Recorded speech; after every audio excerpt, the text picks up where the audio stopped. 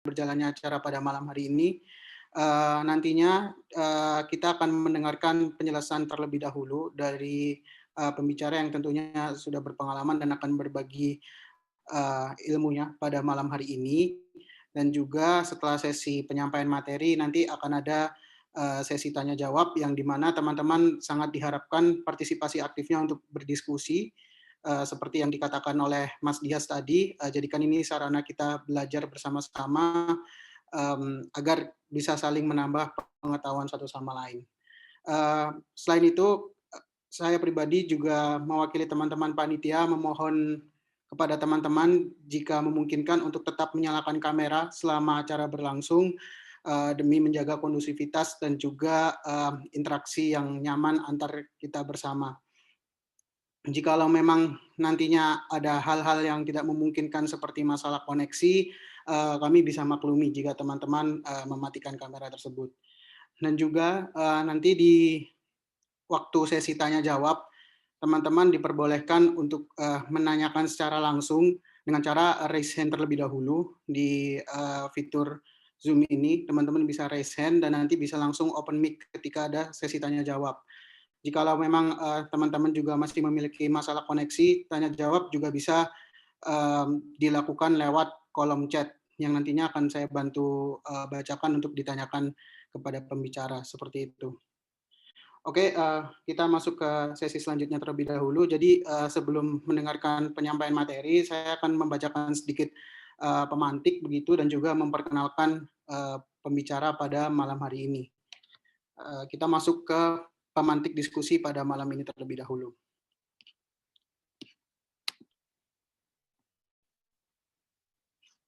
Jadi diskusi pada malam hari ini akan membahas tentang sejarah pergerakan UGM serta mahasiswa secara umum. Mahasiswa seringkali dikatakan sebagai nafas pergerakan yang berbasis intelektual dan memihak kepada kepentingan rakyat.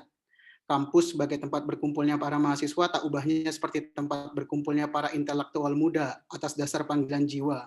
Mahasiswa membuktikan eksistensinya dalam transformasi sosial dengan aktif mengkritisi dan ikut turun mengawal isu-isu nasional.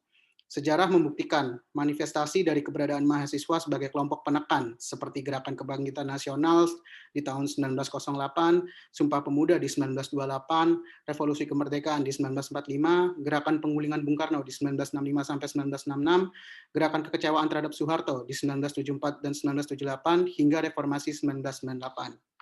Selain itu, pergulatan ideologi yang menjadi aras utama dalam mempengaruhi proses perlawanan yang ada ketika periode 1950 sampai 1962, tendensi untuk mengikuti perjuangan dari pemerintah. Periode 1962 sampai 1966, pergerakan mahasiswa yang digoncang dari imbas konflik internasional. Era Orde Baru yang terbagi oleh situasi stabilitas, pembungkaman, kekecewaan, dan kebangkitan dengan tujuan reformasi, serta pasang surut gerakan pasca reformasi. Oleh karena itu, sejarah pergerakan dipandang penting dalam memahami dan mengkontekstualisasikan secara menyeluruh dari masa lalu, kini, dan nanti. Kemunculan gerakan perlawanan rakyat akhir-akhir ini yang melibatkan mahasiswa seperti aksi Gejayan Memanggil, reformasi di korupsi, hingga penolakan terhadap Omnibus Law telah menunjukkan peran signifikan mahasiswa sebagai kelompok penekan dan penyambung aspirasi rakyat.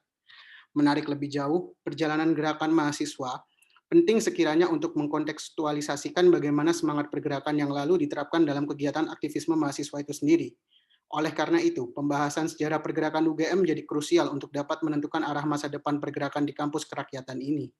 Kami harapkan dengan adanya diskusi ini, mahasiswa sekarang dapat mengidentifikasi apa yang bisa dipelajari, harus ditinggalkan, diperbaiki, dibangun kembali dari perjalanan panjang pergerakan UGM. Setelah itu, izinkan saya untuk memperkenalkan pembicara pada malam hari ini. Pembicara malam hari ini adalah Mas Lutfi Hamzah Hussein. Beliau merupakan dosen di Departemen Ilmu Politik Universitas Pajajaran. Mas Lutfi sendiri adalah lulusan Universitas Gajah Mada dengan gelar Sarjana Ilmu Politik dan Pemerintahan dengan predikat cum laude di tahun 2013. Selain itu, Mas Lutfi juga telah mendapatkan gelar Master of Arts dari University of Birmingham, Inggris, dengan jurusan Political Science dengan predikat merit di tahun 2016. Mas Lutfi sendiri memiliki minat kajian teori politik kontemporer, diskursus, kajian demokrasi dan demokratisasi pada negara postkolonial, hubungan ideologi, negara, dan partai politik, serta gerakan populisme dan politik identitas. Selain itu, beberapa publikasi yang telah Mas Lutfi hasilkan diantaranya adalah Gerakan Mahasiswa sebagai Kelompok Penekan, Keluarga Mahasiswa UGM dari Masa Orde Lama hingga Pasca Reformasi di tahun 2014, yang juga telah kita berikan kepada teman-teman sebagai salah satu bahan bacaan. Tanpa berlama-lama lagi, mari langsung kita sambut Mas Lutfi sebagai pembicara malam ini. Tempat dan waktu dipersilahkan kepada Mas Lutfi. Pak, suara saya terdengar ya? Terdengar, Mas. Ya, terima kasih, Mas. Tadi Mas Aca ya? Iya, betul, Mas. Ya, terima kasih Mas Aca. Juga yang mengontak saya, ada siapa, Mas Hamka ya? Juga ada, ternyata Mas Dias juga gabung di sini ternyata ya. Baru kemarin kita ngobrol secara pribadi gitu ya, mewakili dari Balairung sebetulnya. Nah, ternyata juga ikut di sini dan saya senang sekali bisa kembali ketemu dengan teman-teman ya. Sudah cukup lama tidak diskusi dengan teman-teman di UGM dan pada kesempatan kali ini bagi saya termasuk kehormatan juga bisa bertemu dengan generasi muda yang ada di Gajah Mada gitu ya. Termasuk juga saya ingin ngupdate juga kira-kira bagaimana sih perkembangan kontemporer sekarang gitu ya di UGM dan apa sih yang terjadi di UGM sekarang dan apa tantangan gerakan yang terjadi di masa sekarang.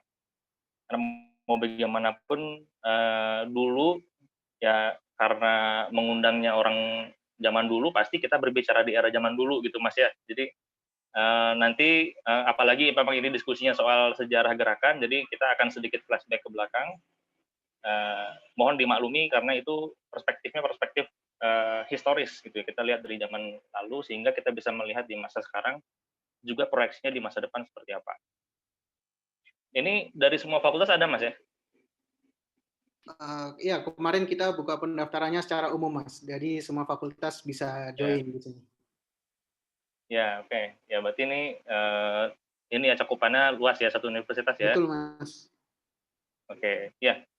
Saya mungkin pengantar, jadi karena dari Mas Hamka juga sudah memberikan apa namanya semacam cakupan apa yang mau kita diskusikan, maka sedikit berdiskusi soal dimensi historis ya, dimensi sejarah dari gerakan mahasiswa secara umum. Cuma karena kemarin itu saya fokusnya itu kepada gerakan intra kampus ya, dalam hal ini sering di dalam terminologi yang mengkaji mahasiswa itu disebut sebagai student government gitu ya, atau pemerintahan mahasiswa. Nah, saya lebih banyak mengkaji soal BEM atau dulu disebut sebagai Dewan Mahasiswa di UGM seperti apa. Tapi nanti kita bisa capture sedikit kira-kira secara sejarah beyond itu kira-kira apa gitu kan. Ada banyak juga gerakan-gerakan yang di luar student government gitu ya. Tapi menjadi penting kita memahami student government dalam hal ini keluarga mahasiswa, yaitu sebagai titik berangkat kita dalam memahami gerakan mahasiswa di UGM secara umum gitu ya. Nah, saya udah bikin PowerPoint tapi ini sangat sederhana dan sifatnya hanya membantu penjelasan gitu ya. Jadi tidak ada hal yang menarik dan sophisticated karena kebetulan tadi mati lampu cukup lama dari pagi sampai menjelang maghrib gitu kan, sehingga beberapa pekerjaan jadi ketunda termasuk menyiapkan PowerPoint-nya karena diminta juga oleh Mas Hamka kemarin ya gitu ya. Saya sebenarnya lebih senang ngobrol begini gitu ya. Tapi mudah-mudahan ini bisa membantu untuk jadi ilustrasi buat teman-teman ya. Saya coba share sedikit.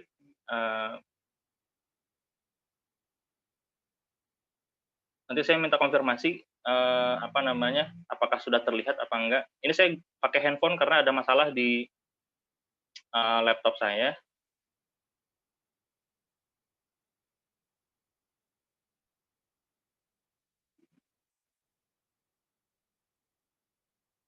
Nah, apa udah kelihatan? Kelihatan, Mas. Sudah terlihat, Mas. Oke, sip. Ini saya pakai handphone, jadi agak sedikit terbatas ya. Nah, kita langsung masuk aja ya, karena ini nanti kita banyak diskusinya ketimbang mendengarkan paparan ini gitu ya. Jadi saya ingin berangkat dari sebuah tesis, di mana ketika dulu kita melakukan penelitian ini, bahkan sampai sekarang pun juga argumen yang dikonstruk itu adalah bahwa kodrat dari student movement atau gerakan mahasiswa itu adalah menjadi pressure group, ya, atau dia masuk ke dalam pressure politik gitu ya. Jadi situasi yang ibaratnya itu melekat pada student movement, ya, melekat pada pergerakan mahasiswa itulah yang membuat akhirnya untuk konteks di Indonesia, itu gerakan mahasiswa itu tidak serta-merta sebagai sebuah gerakan yang sifatnya penalaran ansih di dalam kampus. Nah, ini menjadi menarik ya. Tadi sudah dibahas sama Mas Aca, bagaimana justru selain mereka itu juga gerakan penalaran di kampus, tapi mereka juga melibatkan diri di dalam setiap fase penting perpolitikan di nasional gitu ya, bahkan di internasional. Tadi Mas Aca sudah memberikan pengantar dari zaman Orde Lama ya, bagaimana keterlibatan gerakan mahasiswa di dalam perpolitikan secara langsung gitu ya. Jadi student movement itu secara kodrati ya, secara fungsi bawaan yang tidak bisa dielakkan itu adalah berfungsi sebagai kelompok penekan. Nah, pertanyaannya apa itu kelompok penekan? Mungkin teman-teman di Sospol, di Visipol lebih familiar ya dengan istilah kelompok penekan gitu ya. Dan kalau teman-teman juga baca buku-buku keluarga mahasiswa sebagai kelompok penekan juga di situ sebenarnya juga dibahas ya. Nah, tapi intinya adalah pressure group itu adalah dia ciri khasnya dia melakukan pergerakan politik yang berada di luar sistem politik formal gitu ya. Jadi dia tidak berada dalam bingkai sistem politik formal, taruhlah seperti misalnya kacamata birokrasi gitu ya, struktur birokrasi, lalu trias politika dan lain-lain, atau partai politik gitu ya. Nah, tapi dia berada di luar sistem politik formal itu. Dia berada dalam lingkungan politik ya. Kalau dalam kacamata sistem politik, dia menjadi lingkungan di dalam atau di sekitar sistem politik. Lalu yang kedua, kelompok penekan itu adalah dia melakukan tekanan ya, karena dia berada di luar sistem politik formal, maka aktivitas politiknya adalah menekan. Dia memberikan tekanan-tekanan politik untuk tujuannya mempengaruhi suatu kebijakan di dalam sistem politik formal tersebut. Nah, ini makanya menjadi menarik kajian soal pressure group itu tidak sebatas hanya student movement ya, ada banyak ya, ada gerakan-gerakan yang itu berbasis komunitas, ada gerakan-gerakan yang berbasis voluntarism dan lain-lain. Jadi tidak sebatas hanya student movement atau gerakan mahasiswa. Nah, tetapi gerakan mahasiswa itu secara kodrat dia tergolong ke dalam pressure group gitu. Itu tesis yang dikonstruk gitu ya. Lalu selain itu yang menjadi ciri khas dasar dari kelompok menekan itu adalah gerakan itu tidak berorientasi kepada orientasi politik ya. Jadi dia tidak, dalam arti begini, politik itu memperebutkan suatu posisi politik gitu kan, seperti menominasikan kandidat dan lain-lain. Jadi dia nothing to do dengan itu, tapi dia fokus pada urusan-urusan yang itu menyangkut kepentingan kelompok tersebut gitu ya, atau kelompok yang mereka representasi atau mereka perjuangkan. Jadi sifatnya lebih adiluhung, sifatnya lebih moralitas dan lain-lain, tidak berurusan dengan politik praktis. Nah, tekanan-tekanan politik yang dilakukan dalam konteks gerakan mahasiswa ini juga menjadi berbeda dengan gerakan-gerakan yang lain ya. Jadi fokusan gerakan mahasiswa ini saya abstraksi dari beberapa literatur ya. Pertama adalah terjadinya perubahan sosial ya di masyarakat. Jadi dalam sejarahnya keterlibatan gerakan mahasiswa di dalam perpolitikan di nasional maupun di internasional gitu kan, adalah terciptanya perubahan sosial ya di tingkatan masyarakat dengan adanya munculnya transformasi wacana, lalu ada juga di dalam agenda setting itu memunculkan beberapa keresahan, bahkan menyebatani beberapa keresahan dan lain-lain, yang itu nanti menjadi eskalatif yang tadinya dalam tataran sosial bertransformasi ke dalam tataran politik. Nah, ini menjadi penting. Jadi bukan cuma sekedar, taruhlah misalnya gini, dulu di tahun 2010 itu, karena kebetulan saya mengalami itu gitu ya, ada erupsi Merapi ya. Nah, sekarang juga lagi statusnya sudah naik nih di Merapi sekarang. Nah, tapi di era dulu itu, ketika erupsi Merapi itu terjadi, maka gerakan mahasiswa itu juga ikut beberapa kegiatan yang itu mendesak adanya perubahan sosial gitu kan. seperti misalnya menggalang beberapa donasi gitu kan, lalu menekan pengambil kebijakan dan lain-lain.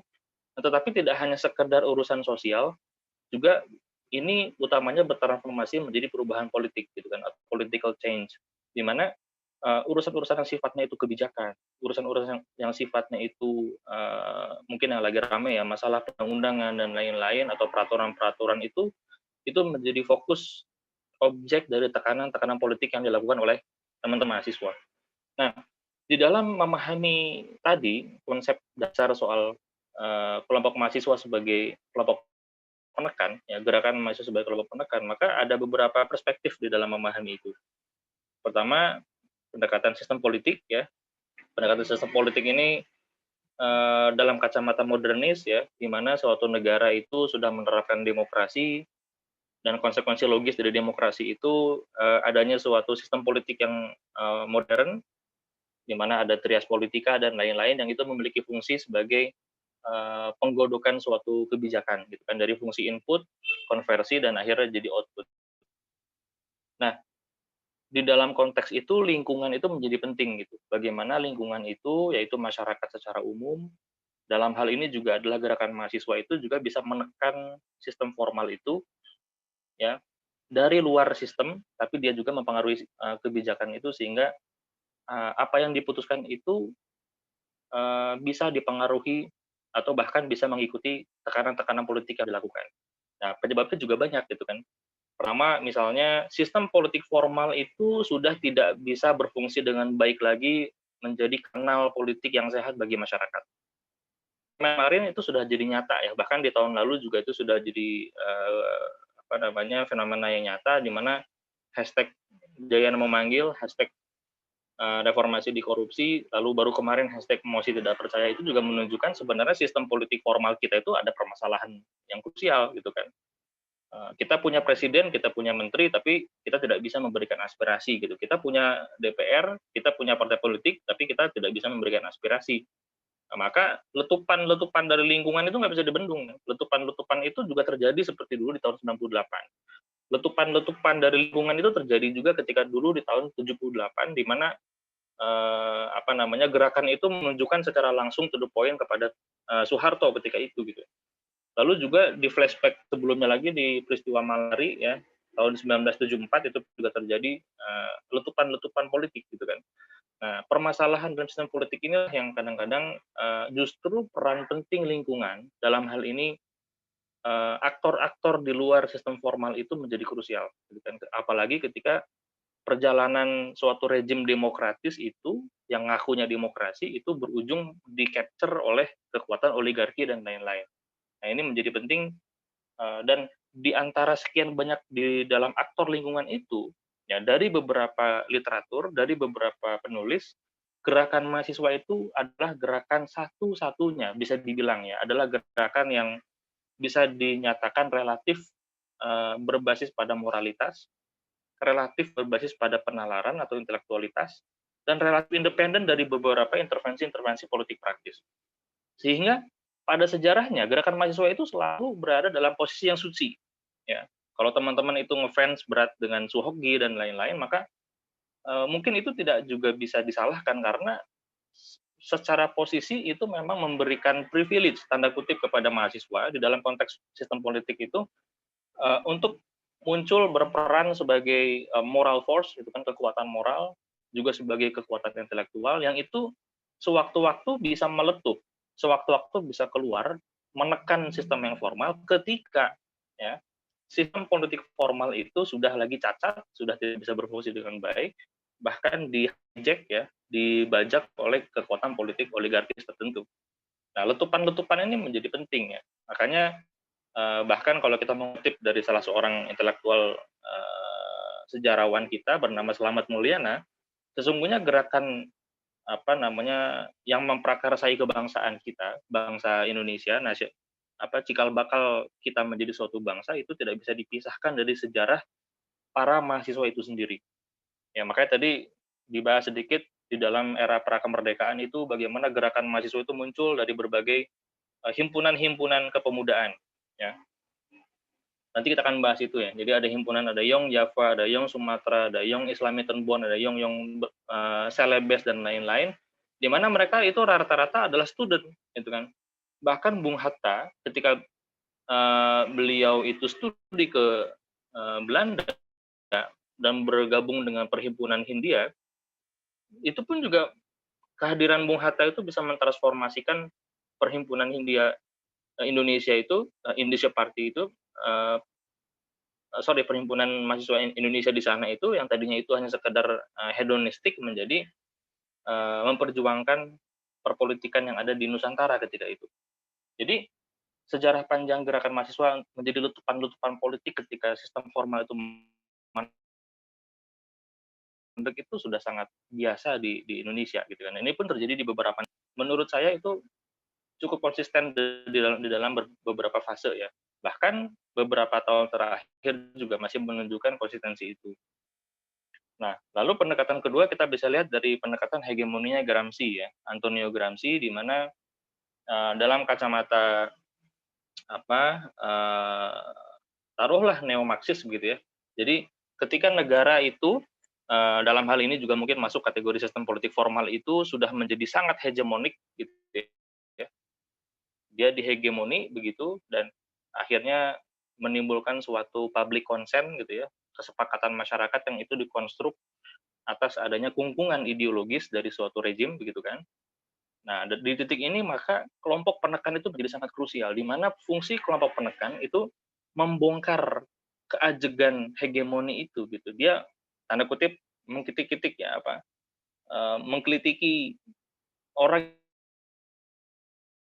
yang lagi ajak berkuasa, orang yang lagi yang dia miliki gitu kan.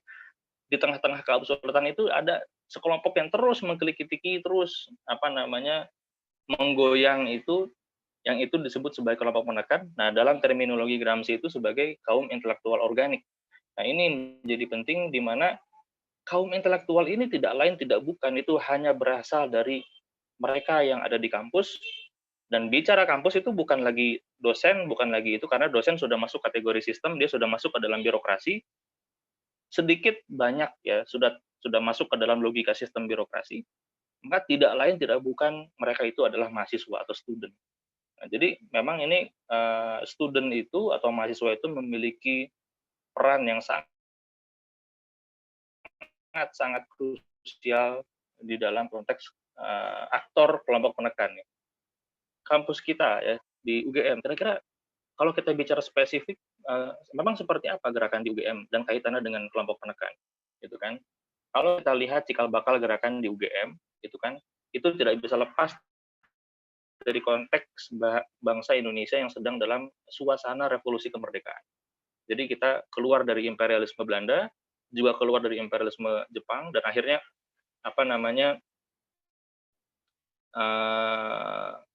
bangsa itu memulai dari start ya, bangsa Indonesia memulai dari start bagaimana negara itu didirikan dan juga dikembangkan. Nah, dalam konteks itu, gerakan politik kepemudaan itu kan memang sudah mengiringi itu gitu. Jadi revolusi kemerdekaan itu berjalan seiring dengan semakin dinamis dan semakin munculnya gerakan politik kepemudaan ketika itu. Kalau teman-teman ingat misalnya di abad 20 awal, itu kan transisi dari munculnya kebangkitan nasional pertama ya, di sana ada Budi Utomo, bahkan sebelumnya ada Syarikat Islam, lalu itu mengkristalisasi menjadi sebuah karakter building ya, nation character building dengan adanya Sumpah Pemuda gitu ya di tahun 28.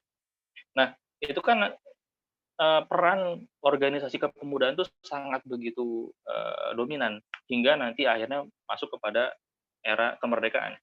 Nah, dalam hal ini gerakan pemuda itu pada awalnya itu berbasis kesukuan. Ya, gerakan kepemudaan itu yang di dalamnya juga ada student, ada mahasiswa itu lebih diikat oleh semangat primordialisme ya, semangat kesukuan, semangat agama yang itu sifatnya parsial dan itu sifatnya partisan. Tetapi mereka bersatu padu dalam konteks menemukan identitas kebangsaan. Dalam waktu yang bersamaan juga mereka bersikap oposisi terhadap bentuk kolonialisme dan imperialisme yang dilakukan oleh para penjajah di Nusantara ketika itu. Nah, hanya sedikit dari mereka itu yang, apa namanya, mulai menginisiasi gerakan-gerakan yang sifatnya non partisan, yang sifatnya tidak parsial. Jadi gerakan-gerakannya lebih komprehensif. Nah, ketika masuk era kemerdekaan, ada transformasi gerakan kepemudaan yang semula itu gerakan kepemudaan itu berbasis pada, eee identitas tadi ya, kesukuan, keagamaan, dan yang itu tidak lain berbasis di kampus-kampus ya. Ketika itu sudah mulai ada balai-balai pendidikan rakyat, UGM waktu itu belum ada gitu ya. Eee, Mungkin ada bekas-bekas kampus Belanda gitu ya, seperti di ITB di Bandung, seperti di UI di Depok. Nah, tapi selebihnya itu, apa namanya, ada di balai-balai rakyat yang itu tercerai-berai di beberapa kota gitu kan. Nah, dalam konteks ini, apalagi ketika UGM itu mulai didirikan, di apa namanya, tahun keterlibatan mahasiswa dalam pembentukan kampus itu ikut juga. Jadi gerakan-gerakan mahasiswa itu yang tersebar-sebar itu, yang sekarang bertransformasi menjadi bukan lagi partisan, tetapi berbasis kampus ya, itu mulai bermunculan di kampus-kampus, bahkan juga ikut di dalam menelurkan dan pembentukan kampus itu sendiri. Contoh misalnya di UGM. Nah, gerakan-gerakan mahasiswa ketika itu juga ikut membidani ya kelahiran kampus UGM ketika itu. Dulu namanya masih University Negeri Gadjah Mada, ya UNGM. Sebelum sekarang menjadi Universitas Gadjah Mada. Jadi mahasiswa itu terlibat gitu kan, mahasiswa terlibat di dalam pembentukan kampus-kampus, sehingga kampus itu nggak mungkin enggak kalau tidak melihat dan melibatkan aktivisme gerakan mahasiswa. Jadi ketika di era sekarang kampus justru malah menaruh curiga kepada gerakan mahasiswa, itu malah jadi lucu gitu kan. Dulu kampus ini didirikan oleh gerakan mahasiswa yang sangat kritis terhadap rezim imperialisme gitu kan. Nah, tetapi kalau teman-teman mungkin bisa komparasikan dengan sekarang, mungkin ini terjadi distorsi gitu ya. Nah, di era ini juga muncul beberapa gerakan ekstra kampus. Jadi apa namanya, semacam GMNI, lalu ada HMI, lalu ada Gemsos, ada CGMI dan lain-lain, itu mulai bermunculan. Mereka masih mempertahankan kekuatan partisan, tetapi berada di luar kampus ketika itu. Nah, lalu gerakan-gerakan yang sudah mulai bertransformasi di kampus-kampus ini pada akhirnya terinstitusionalisasi.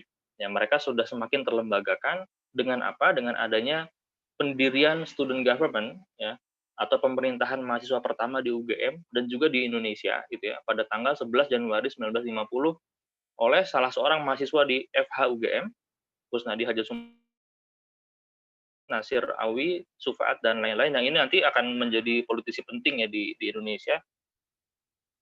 Dan Kusnadi UGM ya di era 90-an kalau saya nggak salah.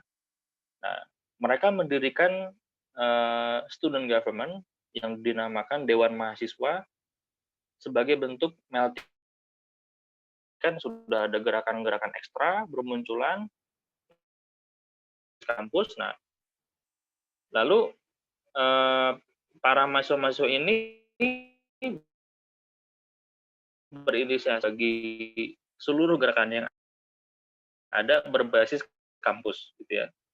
Ya, ketika itu didirikan Dewan Mahasiswa pertama di UGM yang bernama Dewan Mahasiswa. Nah, karakter dasarnya apa ketika itu? Jadi filosofi dari almarhum Prof. Kusnadi dan juga teman-teman yang mendirikan adalah gerakan mahasiswa itu ketika dia menyandang mahasiswa, maka karakter dasarnya adalah penalaran. Di samping karakter politik, di samping karakter moralitas yang mungkin bisa berbeda-beda, maka penalaran itu ya basis di mana sehingga ketika gerakan mahasiswa itu terlibat di dalam setiap fenomena politik, maka tentu dia berpijak pada penalaran yang itu sudah melekat di dalam kampus. Ya, kampus itu kan tempat seharusnya tempat menjadi pusatnya penalaran, pusatnya kita mempertanyakan kebenaran, pusatnya kita justru mempertarungkan dan investasikan ke beasiswa, sehingga gerakan mahasiswa itu pun juga sangat erat dengan basis pada penalaran, gitu kan. Jadi ini menjadi ciri dasar yang membedakan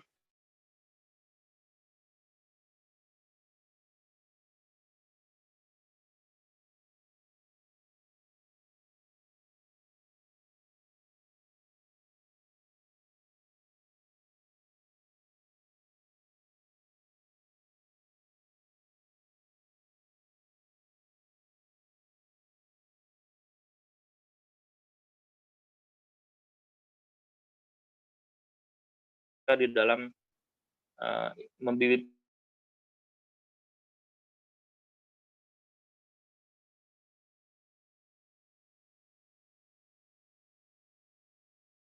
membidani UGM ketika itu. Nah juga apa namanya ya sekarang kan presidensil, lalu ada presiden BEM, ada ketua BEM dan lain-lain, dan itu terpisah dari senat dan juga parlementer. Nah, kalau dulu ketika Dewan Mahasiswa pertama kali didirikan, itu sifatnya parlementer. Parlementer itu seperti apa? Mungkin teman-teman di Visipol lebih lebih familiar ya. Jadi parlementer itu di mana kedaulatan itu ada di senat, gitu kan, senat. Jadi senat itu memiliki kedaulatan dan Dewan Mahasiswa itu adalah bagian dari senat itu sendiri, gitu. Jadi tidak terpisah dari parlemen. Berbeda dengan sekarang BEM itu terpisah dari senat, gitu kan. Eksekutif sendiri, legislatif sendiri, gitu kan. Ya kalau dulu itu mahasiswa itu memilih perwakilan tiap fakultas untuk menjadi anggota senat, ya. Kalau dulu disebut sebagai majelis mahasiswa atau MM, gitu ya. Atau juga sering disebut sebagai majelis permusyawaratan mahasiswa (MPM), gitu ya. Yang mana di dalam majelis mahasiswa ini, di internal mereka itu memilih beberapa anggotanya untuk menjadi dewan eksekutif untuk mengeksekusi kegiatan program-program yang itu nanti bernama Dewan Mahasiswa, gitu kan. Jadi Dewan Mahasiswa itu ditunjuk dari dalam majelis mahasiswa.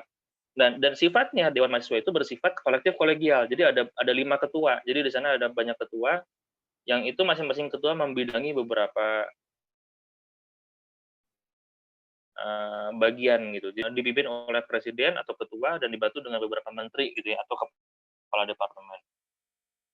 Nah, secara ideologis, nah ini dulu itu karena UGM itu erat dengan pemikiran Pancasila, erat dengan kiprah beberapa pemikir nasionalis, diantaranya pemikir-pemikir PNI ya dan juga pengikut dari Bung Karno, maka secara ideologis itu Dewan Mahasiswa atau gerakan mahasiswa secara umum itu lebih di Indonesia. Nah, ini juga menjadi apa namanya ciri khas di era Orde Lama, di mana gerakan itu lebih didominasi oleh teman-teman GMNI, dan juga bukan berarti GMNI saja ya, beberapa gerakan lain juga ikut juga ketika itu masih ada CGMI ya, itu adalah underbow dari PKI ya, dan juga sedikit dari mereka itu ada yang ikut ke PSI ya, bukan PSI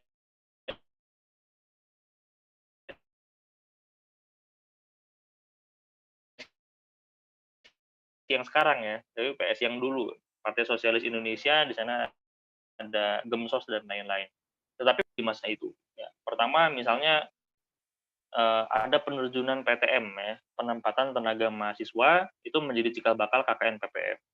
Jadi kalau boleh disimpulkan memang kecenderungan sikap gerakan mahasiswa di UGM ketika itu lebih cenderung mendukung pemerintahan Bung Karno ya. Karena situasi kebatinannya ketika itu bangsa kita itu terus saja merdeka dan apa namanya dengan semangat gotong royong bahu membahu untuk membangun bangsa ini dari nol gitu. Sehingga wacana yang sangat berkembang ketika itu adalah bagaimana mahasiswa itu terlibat di dalam pembangunan nasional. Bagaimana mahasiswa terlibat di dalam mendukung agenda-agenda politiknya Bung Karno dan lain-lain. Seperti contoh lainnya adalah terlibat dalam politik luar negeri, ya, keterusan Suez dan lain-lain. Ada juga konfrontasi dengan Malaysia dan lain-lain. Lalu juga ini yang paling fenomenal, mendukung dekret presiden tahun 1959 kembali kepada Undang-Undang Dasar dan lain-lain gitu ya. Jadi corak Dema itu dan gerakan mahasiswa yang itu dilihat dari kacamata Dema ya, itu lebih cenderung mendukung pemerintahan Bung Karno. Nah, sekalipun di era 60-an awal hingga 65 itu terjadi polarisasi yang sangat ekstrim di dalam gerakan mahasiswa. Jadi bisa dibilang ada kubu pertama itu adalah kubu yang mendukung Bung Karno, yang itu lebih banyak diisi oleh aktivis-aktivis GMNI dan juga CGMI gitu ya. Dan juga blok yang itu beroposisi dengan Bung Karno, yang itu lebih didominasi oleh teman-teman HMI, PMKRI, BMKI dan lain-lain gitu. Jadi lebih ke berbasis keagamaan ya. Di mana gerakan oposisi ini mulai merasa Bung Karno ini sudah keluar dari semangat kemerdekaan. Ya, agak berbeda dengan komparasi teman-teman yang pro dengan Bung Karno gitu ya. Dan teman-teman itu bisa mungkin fase ini teman-teman bisa nonton filmnya Suki ya supaya bisa lebih memiliki bayangan seperti apa kira-kira di masa itu gitu ya.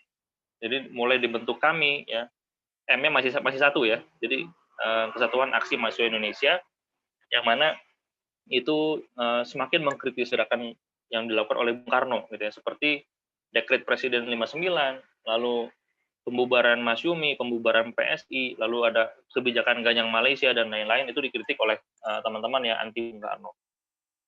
Nah, intinya ini semakin menunjukkan sedari awal itu memang gerakan di UGM itu sangat terlibat dengan politik.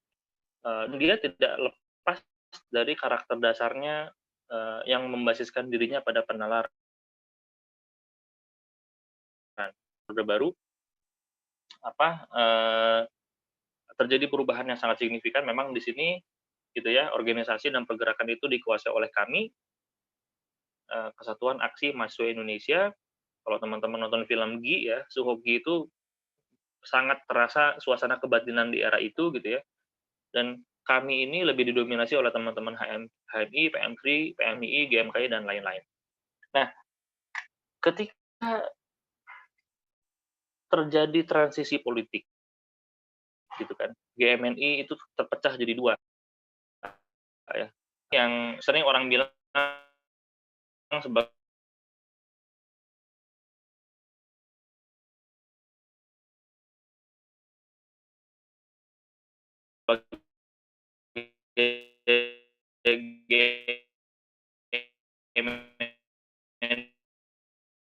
ini OSEK kan. Nah,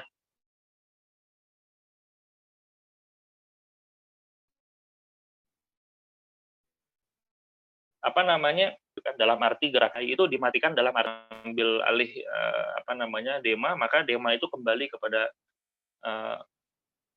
sikapnya, dan teman-teman yang tergabung dalam kami itu mulai kecewa dengan rezim Pak Harto itu gitu kan. Jadi mulai kecewa karena utamanya ketika pemilihan umum yang pertama, pemilihan umum yang kedua itu menunjukkan sikap otoritarianisme gitu ya, sehingga mulai ada kekecewaan dari gerakan mahasiswa yang itu juga terlibat di dalam kami.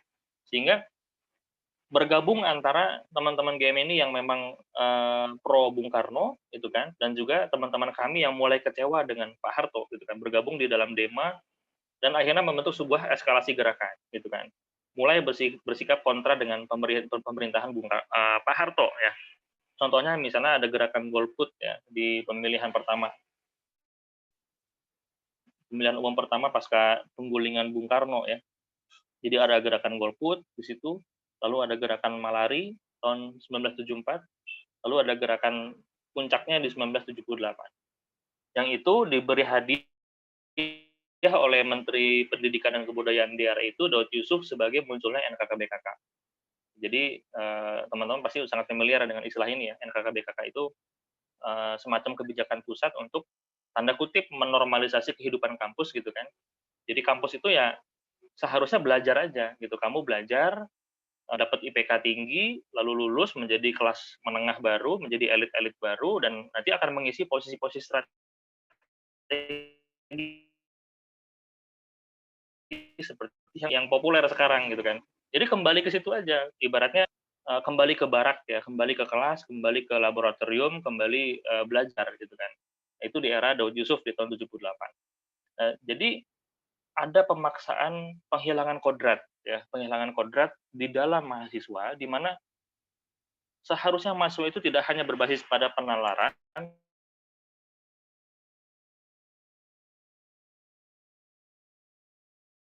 yang mana dari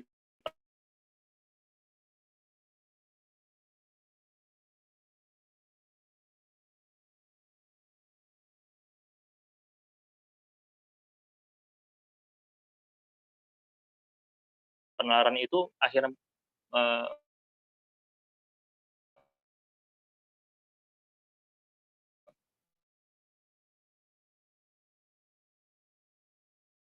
yang ini kamu berfokus di penalaran saja,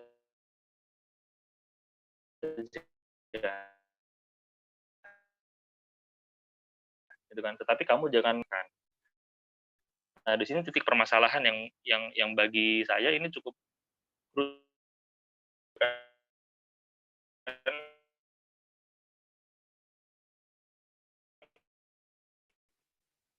yang itu mempunyai cenderung nasionalis menjadi kepada Islamis ya di era tahun 80-an.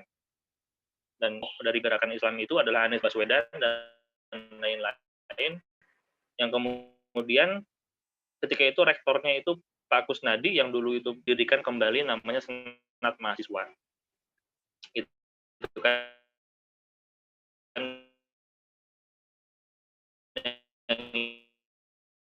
ini nanti alternatif dadakan itu gitu ya, akhirnya melakukan dinamisasi lagi untuk mengkritik pemerintahan Soeharto, utamanya di tahun 90-an, yang itu berujung pada eskalasi gerakan di tahun 98 ya, reformasi.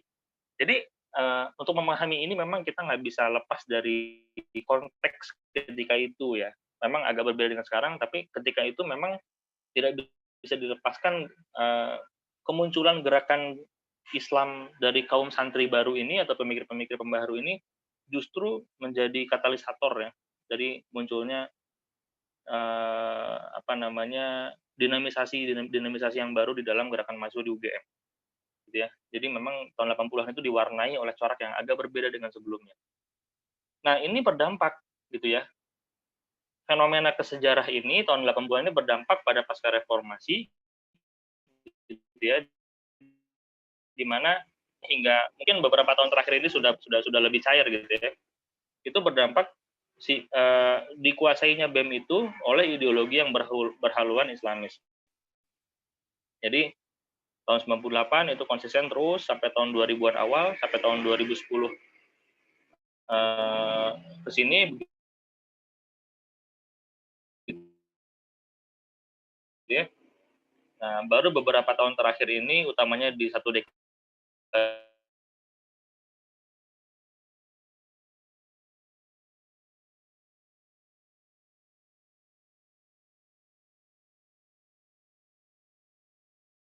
terakhir ini dikuasai oleh sikap politik itu yang dibangun itu tetap sama gitu ya. Ini yang menjadi karakter dasar dari teman-teman di UGM gitu ya, kan gitu kan. Dan juga utamanya itu mengkritik arus ekonomi neoliberal ketika itu. Jadi, kalau teman-teman tahu pasca 98 itu arus neoliberalisasi itu semakin kuat ya di Indonesia, termasuk dalam hal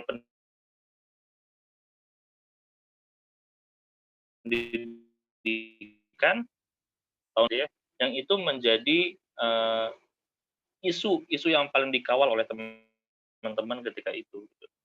Nah, jadi melihat dari sejarah tadi ya,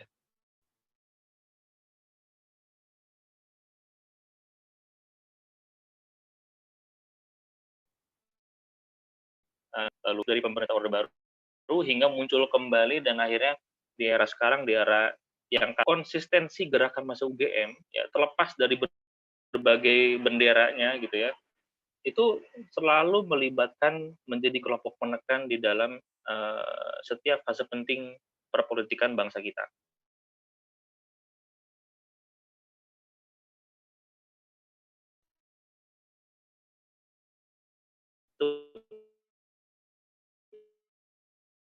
pertama, gitu ya, yang itu nanti berujung pada apa namanya tekanan-tekanan politik yang dilakukan kepada sistem politik yang formal, gitu ya. Jadi dan coraknya adalah lagi-lagi karena ini kampus UGM gitu, coraknya itu dibangun dari tadi, dari semangat kampus perjuangan, semangat kampus kerakyatan, gitu ya, semangat kampus nasional dan lain-lain, di mana ada kecenderungan untuk mengkritik eh, pemikiran ekonomi politik yang itu berhaluan neoliberal, ya, neoliberalisasi dan lain-lain. Jadi ini masih melanjutkan dari kritisisme di era dulu yang kalau dulu itu lebih kepada neokolonialisme, neoimperialisme gitu kan, lalu otoritarianisme Orde Baru dan lain-lain, dan di era pasca reformasi ini mengkritik pemikiran yang serupa tapi tak sama, yaitu pemikiran ekonomi neoliberalisme dan lain-lain. Nah, berangkat dari situ, berangkat dari tesis tadi ya, yang menyatakan bahwasannya gerakan mahasiswa itu secara kodrati itu adalah kelompok penasia, itu kan, dan khususnya di UGM, gitu kan. Lalu pertanyaan-pertanyaan ini mungkin bisa kita bahas untuk mengawali diskusi kita, gitu ya. Apalagi dengan kemunculan beberapa fenomena di 2 tahun terakhir, gitu ya. Pertanyaannya adalah, apakah student government itu yang kita bahas dari awal tadi, gitu ya, itu masih relevan dalam pergerakan mahasiswa sekarang? Nah, ini mungkin bisa didiskusikan ya, apakah gerakan mahasiswa itu dalam konteks student government, dalam hal ini sekarang namanya adalah keluarga mahasiswa ya, ada BEM di situ, ada senat di situ, apakah itu masih relevan dalam konteks pergerakan mahasiswa gitu ya? Apakah dia seperti dulu, tidak bertaji seperti dulu itu kan, atau justru menurut teman-teman sekarang sudah tidak relevan? Itu pertama. Lalu kedua, bagaimana juga terkait gerakan mahasiswa ekstra kampus? Nah, ini juga menjadi diskusi, memantik diskusi ya. Apakah gerakan mahasiswa ekstra kampus yang itu berkembang di era Orde Lama gitu ya, dan bekas-bekasnya masih ada sampai zaman sekarang, ya melewati Orde Baru, apakah itu masih cukup relevan gitu kan? Mengingat pertanyaan nomor 3 ya, sekarang muncul beberapa gerakan yang itu beyond student government. Jadi, dia melampaui student government. Contoh misalnya gini, gerakan #Gejayan Memanggil itu kan sekalipun memang disupport dan juga diinisiasi oleh eksponen-eksponen teman-teman di student government, itu kan, atau alumni dari student government. Nah, tetapi kan kalau kita lihat masa yang terlibat itu kan tidak hanya sekedar student government ya, ada komunitas, ada bahkan mahasiswa biasa yang resah dengan apa yang terjadi dan lain-lain. Jadi tren kekinian ini gitu kan, siapapun sekarang bisa menjadi aktivis tanpa harus seperti skema lama gitu ya. Skema lama itu kan kita harus ikut gerakan ekstra, lalu kita masuk kepada nominasi di gerakan student government dan akhirnya melakukan tekanan-tekanan politik dalam sistem politik yang formal gitu kan. Nah, tetapi di era sekarang, di era taruhlah gerakan mahasiswa kontemporer itu, tentu student government ini cakupannya juga kita bisa pertanyakan gitu kan. Apakah student government ini bisa mencakupi keseluruhan aktivisme mahasiswa, gerakan mahasiswa, itu pertama. Atau justru sekarang terjadi tren baru di mana gerakan mahasiswa itu juga bisa bekerja dan bisa dilakukan beyond ya, di luar cakupan dari student government. Contohnya misalnya juga gerakan Omnibus Law ini kan juga menarik ya. Apa namanya, suatu gerakan di luar ormawa formal gitu kan, yang itu melibatkan naskah akademik, itu kan keren ya, itu kan berarti kan ini gerakan yang apa namanya, termasuk juga Gejayan Memanggil itu ya, Gejayan Memanggil juga itu memiliki naskah akademik dan lain-lain yang itu membuat atau menegaskan karakter intelektualitas dari mahasiswa gitu kan. Di sana ada kajian penalaran dan lain-lain. Nah, mungkin itu apa namanya, pengantar diskusi kita. Nanti kita akan perdalam lagi di sesi diskusi. Terima kasih Mas Aca. Saya cukupkan dulu ya. Assalamualaikum warahmatullahi wabarakatuh. Oke, waalaikumsalam warahmatullahi wabarakatuh. Terima kasih Mas Lutfi atas pemaparannya yang sangat komprehensif dan cukup jelas sekali ya teman-teman. Jika tadi kita juga mendengarkan pemaparan tentang bagaimana student movement sebagai kelompok penerus mulai dari tadi masa kemerdekaan sampai pasca reformasi, dan juga tadi Mas Lutfi yang dapat kita diskusikan tentang bagaimana apakah student government itu sendiri masih relevan, dan juga bagaimana terkait gerakan mahasiswa ekstra kampus. Oke, dengan berakhirnya sesi pemaparan materi ini, maka kita akan buka sesi tanya jawab. Seperti yang sudah saya jelaskan sebelumnya, teman-teman diperbolehkan untuk bertanya kepada Mas Lutfi melalui open mic maupun melalui kolom chat. Jadi untuk teman-teman yang memang sudah memiliki pertanyaan, saya persilahkan untuk bisa raise hand terlebih dahulu atau menyampaikannya lewat kolom chat. Silakan teman-teman. Oke, ini sudah ada satu yang raise hand dan juga satu dari kolom chat ya. Mungkin aku akomodasi dulu yang raise hand kepada Mas Joel M. Simanulang. Dipersilahkan untuk menyampaikan pertanyaannya. Baik Bang, terima kasih atas waktunya. Untuk Pak Lutfi, saya ingin bertanya. Sebelumnya saya perkenalkan dulu Pak. Saya Joel M. Simanulang dari Sekolah Vokasi jurusan Teknik Sipil angkatan 2020. Tadi saya mengutip dari pernyataan Bapak bahwa kampus seharusnya menyetujui gerakan mahasiswa karena kampus berasal dari gerakan yang sama. Yang saya tangkap begitu Pak.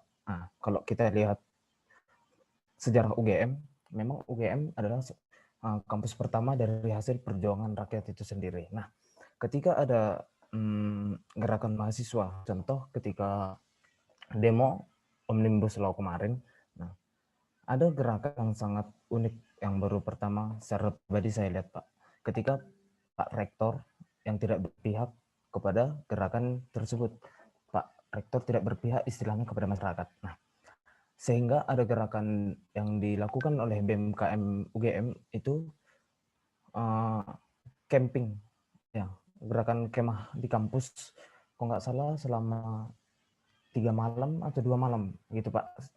Hingga akhirnya Pak Rektor Pak Panut itu memperbolehkan untuk berbicara langsung di ruangannya. Nah, kalau ada begitu Pak, contoh kampus berasal dari rakyat, gerakan mahasiswa harusnya sepenuhnya didukung untuk membantu rakyat, tapi Bapak Rektornya sendiri yang sudah menjadi faktanya tidak mendukung, itu kita bagaimana Pak? Itu pertanyaan pertama Pak. Dan untuk pertanyaan kedua, banyak pihak yang memandang bahwa gerakan mahasiswa ini adalah gerakan yang tahunya cuma demo menghancurkan fasilitas umum. Nah, tapi kan sepenuhnya tidak sepenuhnya begitu Pak. Ada yang mau diperjuangkan karena satu tujuan yang sama. Nah, saya pernah menangkap bahwa ketika demo mahasiswa itu diiming-imingi ada ditunggangi. Nah, saya ingin bertanya contoh gerakan mahasiswa yang ditunggangi oleh para elit politik sehingga gerakan mahasiswa itu dicap buruk Pak. Terima kasih Pak.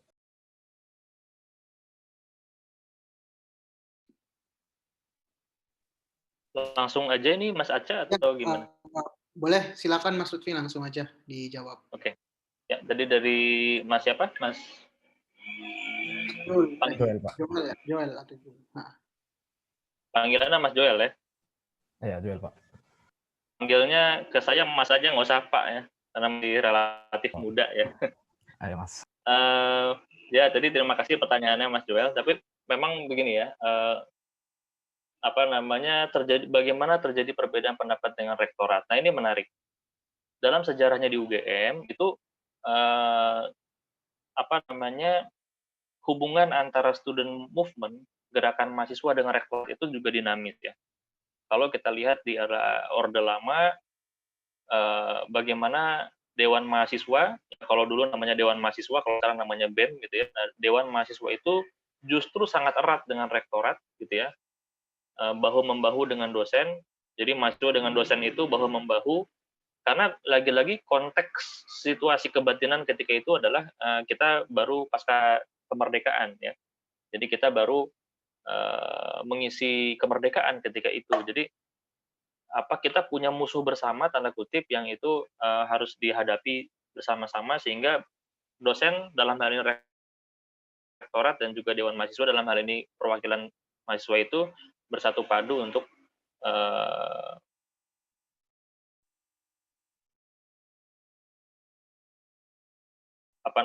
mengawal suatu isu dan lain-lain. Itu sebagai rektor yang itu pro terhadap Pak Harto, kan, pro terhadap pemerintahan. Nah, dalam konteks ini, sementara Dema itu kan berkonfrontasi dengan pemerintahan Pak Harto, kan. Nah, terjadi dinamika yang cukup menarik, gitu kan, antara Dewan Mahasiswa ketika itu dengan rektorat ketika itu. Nah, tetapi yang menarik adalah ciri khas dari teman-teman GMNI ketika mereka memimpin di Dema itu sifatnya tidak konfrontatif, ya. Ini yang agak berbeda dengan teman-teman yang gerakan yang berhaluan Islamis, gitu kan, di mana mereka lebih cenderung konfrontatif, gitu kan. Agak berbeda, ya. Kalau di tahun 70-an itu sekalipun mereka berbeda dengan rektor, tetapi Dewan Mahasiswa itu bersifat persuasif, ya. Jadi bersifat lebih soft, bersifat lebih tetap menghargai rektorat, tetap menggunakan sifat-sifat yang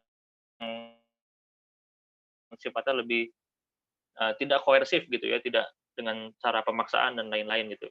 Tetapi ketika bertransformasi dengan menguatnya teman-teman gerakan yang Islamis, itu karakternya menjadi berubah, ya. Karakter gerakannya yang tadinya persuasif jadi lebih koersif, gitu kan. Seperti demonstrasi-demonstrasi itu kerap terjadi, ya, utamanya menjelang 98, bahkan pasca 98 itu sudah biasa, gitu kan. Nah, sehingga hubungan dengan rektorat pun BEM itu menjadi semakin terbuka dengan adanya demo-demo yang terbuka terhadap rektorat. Ini ciri khas yang tidak terjadi di era Orde Lama dan juga era tahun 70-an. Ya, sekalipun berbeda antara Dewan Mahasiswa dengan rektorat, di era 70-an itu tidak terjadi hal-hal yang sifatnya konfrontatif, gitu kan. Nah, tentu konteks sejarahnya berbeda, ya. Nah, pasca tahun 98 itu terjadi transformasi sifat oposisi gerakan mahasiswa yang tadinya itu kepada pemerintah pusat, gitu kan, beralih yang tadinya ke Pak Harto itu beralih kepada rektor, gitu kan. Kenapa? Karena itu dimulai dengan sejarah adanya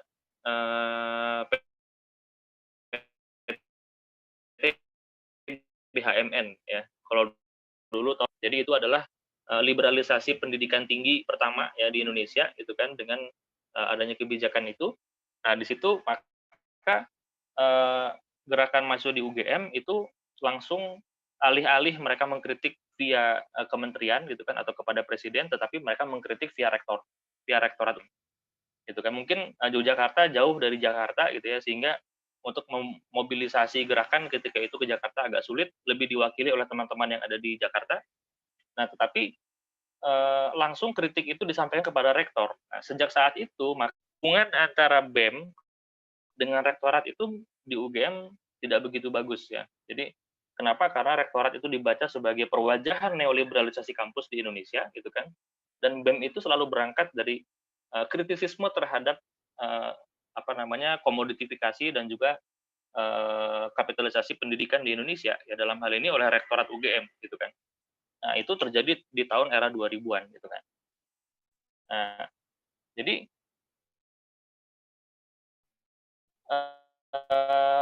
perbedaan pendapat, gitu ya. Jadi bahkan sampai terakhir itu saya juga sempat baca-baca rektorat, ya, betul ya. Betul, Pak. Betul, Nah, Mas. itu di era ketika dulu saya masih di BEM, itu juga dulu sudah terjadi, ya. Jadi teman-teman vokasi kebetulan juga Anda kan dari vokasi, Betul, kan, Mas. ya, Jol, ya. Nah, dulu itu ada isu yang cukup menarik soal itu, gitu kan. Jadi di mana vokasi itu statusnya masih belum jelas ketika itu. Nah, yang sekarang saya masih belum tahu, ya, update-nya seperti apa, tapi ketika itu status sekolah vokasi itu belum jelas, itu kan, apakah dia mau dijadikan dulu sempat ada wacana Politeknik Gajah Mada, gitu kan, seperti PNJ, gitu ya, Politeknik Jakarta, atau dia ekstensi jadi S1 di UGM dan lain-lain, itu juga masih jadi polemik, sehingga pergerakan yang dibangun oleh teman-teman sekolah vokasi ketika itu disupport oleh teman-teman BEM juga, mereka itu menginap di rektorat hampir seminggu ya. Jadi mereka jemur pakaian di situ, mereka masak di situ, makan di situ gitu kan. Itu cukup cukup menarik dan cukup menjadi memori ya, diingat ketika itu. Nah, tapi intinya adalah perbedaan pendapat antara mahasiswa dengan rektorat pasca 98 itu menjadi sangat common ya, menjadi sangat biasa karena tadi salah satu pemicunya kalau boleh saya bilang adalah gerakan mahasiswa pasca 98 itu melihat rektorat itu sebagai perwajahan kebijakan neoliberalisasi kampus ya, atau komoditifikasi pendidikan gitu kan, karena